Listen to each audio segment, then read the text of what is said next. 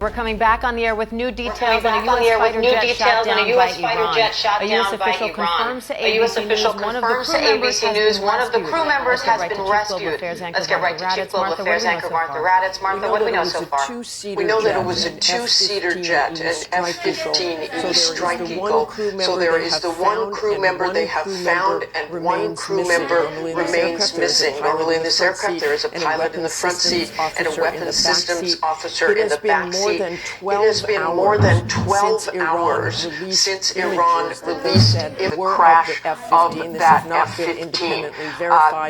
The U.S. official has also confirmed that the jet was indeed shot down. This was hostile enemy fire. Now, all of these pilots and crew members, the weapons systems officer, are trained in what is called SEER, and that is survive, evade, resist, and escape. So wherever that other crew member is, and certainly hopefully that crew member is alive and well, they will know what to do. They will know to try and hide, to try and evade capture.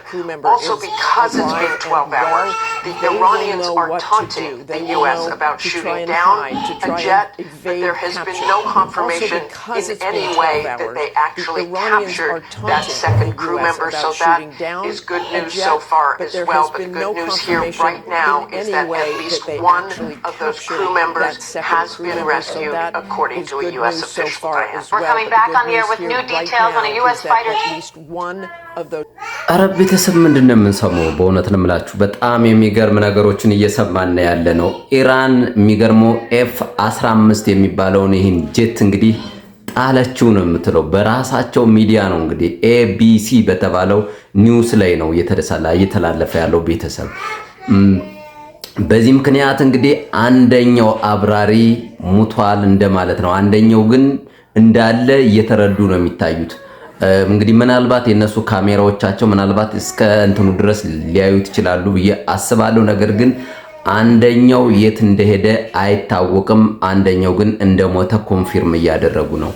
የሚገርም ነው። እስኪ ቀጥለን አሁንም እንይ እስኪ ከተመታው የጦር አውሮፕላን ውስጥ እንግዲህ ራሱን ኢንጀክት ያደረገው የኤፍ-15 የጦር ፓይለት የጦር ጀት ፓይለት በአሁኑ ሰዓት ላይ በአሜሪካ ፎርሶች የተፈለገ ነው የሚገኝ። በትናንትናው ዕለት እንግዲህ ኢራን ውስጥ ተመቶ ከወደቀው የኤፍ-15 የጦር ጀት ላይ እንግዲህ ኢንጀክት አድርጓል ተብሏል። ፓይለቱ የኢንጀክተር ሲት ወር ደግሞ የፓይለቱ ሲት የፓይለቱ መቀመጫ ከነ ፓራሹቱ ተገኝቷል። እንግዲህ በእንትኑ አካባቢ ማለት በክራሳይቱ አካባቢ እንደምትመለከቱ ይሄ እንግዲህ የኢንጀክተር ሲት ወር ደግሞ ኢንጀክት ያደረገበት ወንበሩ ሲሆን ከጀርባ የምታያቸው ደግሞ ይሄ ፓራሹቱ ምናምን ነው። ተመለከቱት እንግዲህ you can see it። ታዲያ በአሁኑ ሰዓት ላይ በኢራን ሰማዮች ላይ በጣም በከፍተኛ ሁኔታ ዝቅ ብሎ እየበረሩ የሚገኙ የአሜሪካ የጦር አውሮፕላኖች ይህንን ፓይለት ወር ደግሞ ይህንን አብራሪ እየፈለጉት ነው የሚገኙት።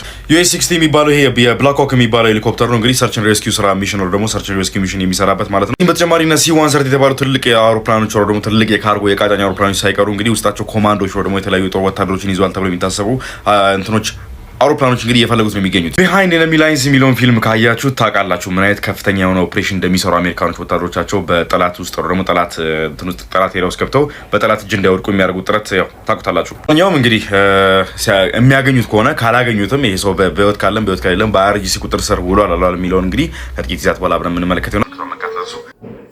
ሌላኛው ደግሞ አሜሪካኖችን በጣም ያበሳጨው ነገር ቢኖር በእውነት ነው የምላችሁ በጣም ያሳዘነኝ ነው። ይሄኛውን በደንብ አድርጋችሁ ስሙልኝ። ምናልባትም አሁን ትራምፕ በጣም እየተጠላበት ወይም ደግሞ አብዛኞቹን እያስከፋ ያለው ይሄ አነጋገር ይመስለኛል። እስኪ እንስማው። Russia is now arming Iran, and I have a message for Vladimir Putin. You better listen. Intelligence reports are coming out. Very strong reports saying Moscow has started sending Iran advanced kamikaze drones. We're talking Jaran 2, Shahed 136, not toys. These are serious weapons. And this is the first time Russia is sending lethal weapons to Iran since this conflict began. A very dangerous line being crossed. They're not just sending drones, they're sending food, medicine, full military support, like a complete package. And they've been planning this from the very beginning, quietly, carefully. Shipments started in March, moving fast, almost complete. And here's the worst part. Russia upgraded these drones, better engines, navigation, anti-jamming. Now they're stronger and more deadly than ever. Iran lost much of its drone power, so now they turn to Russia, and Russia steps in. Vladimir, if you're doing this, you are escalating something very dangerous. You help our enemies, you become the problem. And trust me, we handle problems very strongly. እንግዲህ እንደሰማችሁት ነው። በጣም አብዛኞቹን ያስከፋ ነው። በእውነት ነው የምላችሁ። አሁን ምን እያደረገች ነው አሜሪካ ነው አሁን ትልቁ ነገር። አሜሪካ ምን እየሰራች ነው ያለችው? እንደገና ደግሞ በተለይ ደግሞ ይሄ አውሮፓውያኖችን ራሱ እንዲሳተፉ በጣም ፑሽ እያደረገች ነው ያለችው። አሁን እጇን ቀጥ ብላ የምትጠብቅ ምንድነው እየተዋጋን መስሎኝ ተብሏል። እየተዋጉ እንዴት ነው? ራሻን አቁሚ፣ እንደዚህ እያረዳሽ ነው፣ እንደዚህ ጃም እያደረግሽ ነው፣ ድሮኖችን እየረዳሽ ነው ምናምን ማለቱ እኔ የሚያዋጣ አይመስለኝም። ከዛ ይልቅ ግን ስምምነቱን መውሰዱ የተሻለ ይመስለኛል። ታዲያ እስካሁን ኢራን ይዘው የቆመች ይመስላችኋል? ቤተሰብ እናንተ ምን ትላላችሁ? ቤተሰብ እኔ አሁን በጣም የሚያሳዝነኝ እንደ ትራምፕ አይነት በቃ አንዴ ከላይ አንዴ ከታች የሚረግጥ ሰውዬ እንዳለ ሶስተኛው ዓለም ጦርነትም በደንብ አድርጎ አሁን በቃ የለየለት ሊያደርገው ምንም የቀረው ነገር የለም። አይታችሁ ከሆነ በባለፈው ስፔን ላይ ለማሳረፍ ፕሌኑን ሲጠይቅ ስፔኖች አንፈልግም አሉት። ከዛ እንደገና ማን ገባ? አሁንም ፈረንሳይ ላይ ገባ። ፈረንሳይ ላይም እንዳለ በቃ በጣም የሚያስጠላ ቃላት ሰነዘረበት። አሁንም እሱም አልፈልግም አለ። እንግሊዝ ባይዘወይ እኔ ራሴን የወጣሁ ነኝ። እኔ እኮ የአውሮፓ ዩኒየን ውስጥ የለውበትም። ካሁን በኋላ ራሳችን ማደራጀት ራሳችን ህዝባችን መርዳት እንጂ እዚህ ውስጥ አልገባም ብላ አሁን እነሱን ራሱ ጦርነት ለማስገባት የበልጣረበት ነገር የለም። ይሄ ሰውዬ በጣም ክፉ የሆነ ሰውዬ ነው። አሁንም ቢሆን ራሻ ላይ የሆነ ነገር ለመፍጠር ራሻ ሳፖርት እንደምታረግ ሁሉም ሰው የሚረዳው ነው። ማንም ብትሉ ቻይና እየረዳች ነው። ለምን? እነሱ ሀገሮች ብሪክስ የሚባል የራሳቸው አባል ሀገር አላቸው። አሜሪካ ደግሞ እንደዚሁ የያዘችው ማለት ነው። ስለዚህ አይረዱም ብሎ መጠየቅ ይሄ የዋህነት ወይም ደግሞ እንደ አንድ ፕሬዝዳንት እንዴት ትረዳለህ? ለምን ትረዳለህ? እንዴት ታደርጋለህ ማለቱ መጀመሪያ ላይ አለመግባት ይመስለኛል።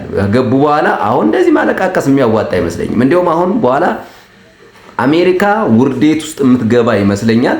እስኪ ይህን ደግሞ ሰምተነው እንምጣና በደንብ በጣም አሜሪካን እንደዚህ የሚያዋርዳት ይሄ ይመስለኛል። Believe you me, after Trump, America is finished. It's not about Trump. I don't know the man. And I'm getting no benefits out of this anyway.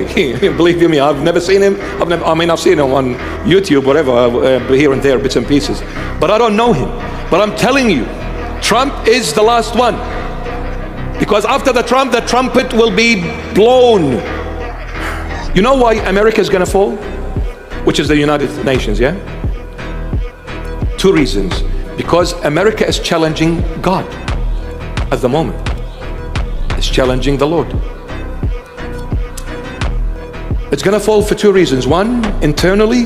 The other reason is externally. The internal reason, there will be traitors within America. There are traitors within the White House. There are traitors within the Pentagon. There are traitors within the governmental system. Traitors who have sold America. And the reason why these traitors came up on surface, because America walked away from the Lord. The Lord allowed them to be punished. To teach them that I'm in charge, not you. You think you can rule the world? It is the Lord who rules the world, not you. So when you challenge me, I will allow infiltrators from within your circle to come and do wondrous things, destroy America. A lot of traitors are within America. And the external reason, it is the wrath of God. Jesus Christ will come very heavily on America. The wrath of God. But internally there is a lot of traitors. They literally sold it. You remember this. The day America goes, remember what's going to happen to the Christians. Very harsh. Very harsh. But the problem with America, it will take the rest of the world. እንግዲህ እኒህን አባት በጣም ብዙዎቻችሁ በሚዲያ ታውቋቸዋላችሁ። እንግዲህ ፕሮፊት ነው የሚባሉ ቢሾፕ ማሪ ይባላሉ። ብዙውን ጊዜ እንግዲህ ሲናገሩ ተሰማቸዋላችሁ ሚዲያ ላይ። በጣም እውነተኛ እንግዲህ በደንብ አድርገው የሚሰብኩ ኦርቶዶክሳዊ ናቸው። በእውነት በጣም የሚገርሙ ናቸው። ለአሜሪካ በደንብ ጠላት የሆነው አሁን ትራምፕ ነው። ትራምፕ አሜሪካን የሚጥላት የመጨረሻው መንግስት ይሆናል እያሉ ተናግረዋል። እኔ ምንም አያገባኝም፣ ምንም አይደለሁም፣ ግን መናገር ስላለብኝ ነው ብለው ነው የተናገሩት። አሜሪካ የመጨረሻዋ ሊሆን ይችላል የሚለውን እንግዲህ በደንብ አድርገው ተንትነውታል። ይሄ ብቻ አይደለም። እስኪ አሁን የኢራንን ደግሞ ሁኔታ እስኪ እንይ። ኢራን አሁን ያዘጋጀችው ድሮን ደግሞ ምን እንደሚመስል እዩት እስኪ። አስደንጋጭ መረጃ ከኢራን ኑክሌር ጣቢያ ፈትልኮ ወጣ። እስራኤል ጥቃት የፈጸመችበት ሚስጥራዊው የኢራን ኑክሌር ጣቢያ ከሳተላይት የተገኘው ምስል ዓለምን ጉድ አስብሏል። ኢራን ለምን ይህን ነገር መደበቅ ፈለገች?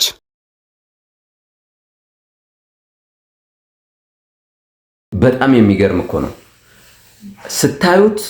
የሆነ እነዚህ ምንድነው የሚባሉት አሞራዎቹ በቃ ድሮን ናቸው። ምናልባትም በጣም በባለፈው ውሾቹ ምናምን አይታችኋል። እንደ ውሻ ምናምን ነገሮች የሆነ ነገር እንስሳት ነገር አድርገው ነገር ግን እንስሳት ነው ብለህ ነው የምታስበው። ይሄንን ሁሉ በደንብ አድርገው ሰርተዋል። ምናልባት ይሄ ነገር በጣም ከባድ ጊዜ ፈተና እንደሚመጣብን የሚያሳይ ነው። እናንተ ምን ትላላችሁ? በእውነት እዚህ ጋር አሸናፊ ማን ሊሆን ይችላል ወይስ ተሸናፊ ማን ነው? አለያ ደግሞ እንግዲህ ትራምፕ እጁን ይዞ ይወጣ ይሆን? ወደፊት ምን ይሆናል?